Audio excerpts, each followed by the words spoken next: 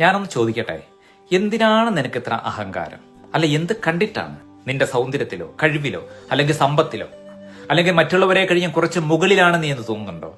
നിനക്കൊന്ന് പുഞ്ചിരിക്കാൻ, സ്നേഹപൂർവ്വം ഒന്ന് നോക്കാൻ എന്താണ് നിന്നെ തടസ്സപ്പെടുത്തുന്നത്? ഞാനെന്ന ഭാവം അല്ലേ? ലഭിച്ച ഒന്നിലും അഹങ്കരിക്കരുത്. അത് നേടാനെടുത്ത സമയത്തിന്റെ ഒരു അംശം പോലും വരില്ല അത് നഷ്ടപ്പെടാൻ.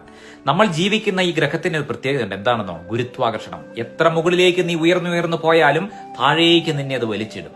6 അടി മണ്ണിൽ വിശപ്പോടെ കാത്തിരിക്കുന്ന ഒരു കൂട്ടം പുഴുക്കളുടെ സ്വപ്നമല്ലേടോ നീ ഞാനുമൊക്കെ.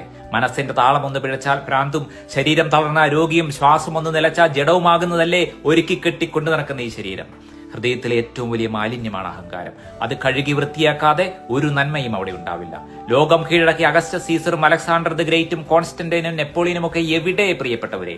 നമുക്ക് മുൻപേ വന്നവർ, ലോകം കീഴ്പ്പെടുത്തി കയ്യിലൊതുക്കിയവർ, ചരിത്രം സൃഷ്ടിച്ചവർ ഒക്കെ എവിടെ പോയി? എല്ലാവരും പോയി.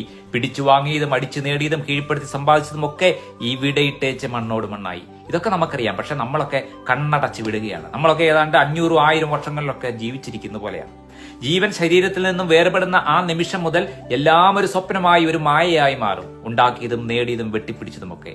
6 അടി മണ്ണിൽ നീ മാത്രം തിങ്ങിഞ്ഞെരിഞ്ഞി ഒതുങ്ങിക്കിടക്കുന്ന, മറ്റാർക്കും ഇടമില്ലാത്ത ഒരു കുഞ്ഞു പെട്ടിയിൽ പുഴുക്കളെയും പ്രതീക്ഷിച്ച് നീ കിടക്കും. ഒറ്റയ്ക്ക് കിടന്നേ പറ്റൂ. അതുകൊണ്ട് അഹങ്കരിക്കേണ്ട ഒന്നിനും. തുറക്കട്ടെ മനസ്സുകൾ.